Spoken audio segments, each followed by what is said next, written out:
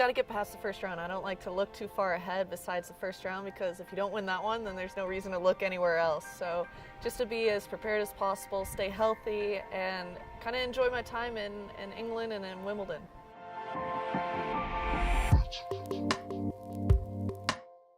When I get prepared, I spend a little bit more time out here in Europe. I take my break earlier to go back to the States and recharge just before the French Open, because I think the only way to get ready for the grass is to actually spend time on the grass. And the more tournaments, the more matches you play. So I'll play a lot more doubles the weeks leading up, so just I can get the reps and everything like that.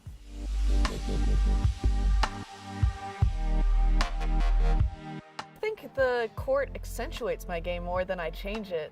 Maybe just a little things, because it's faster. I have to shorten my strokes up and maybe use my hands a little bit more than I normally would. Yes, I do. I had my first great result here on grass at a Grand Slam, and I think it's a good kind of motivation and motivator for me, especially after the clay court season, which isn't my favorite.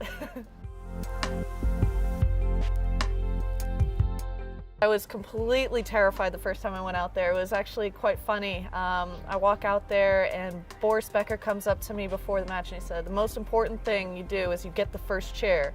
And I was like, I thought I was going to get something like magical wisdom from Boris, and that's all I got was, you get the first chair. Well, I didn't get the first chair, I got the second chair, so I screwed that part up. And I was completely nervous before the match against Maria.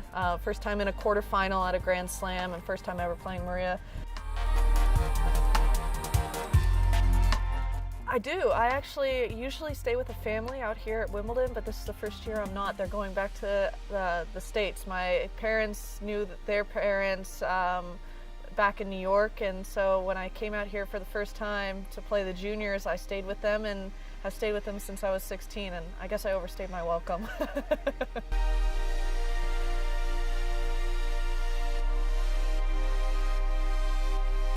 Well, I've stuck with it since I was 16, so there's definitely not a lot that I don't like about it. Me especially, I really enjoy the control that it gives me. Even though it allows me an extra little bit of pop and power, it definitely gives me that little bit of control that sometimes I do need. The isometric design is innovative. There's no one else on the market that has that, and I think that's what constantly draws me to Yonex and to stay with Yonex, is because once, it's like a bad habit. Once you start with it, you can't let it go. So I love Yonex dearly, and I hopefully will play with this racket for the rest of my life.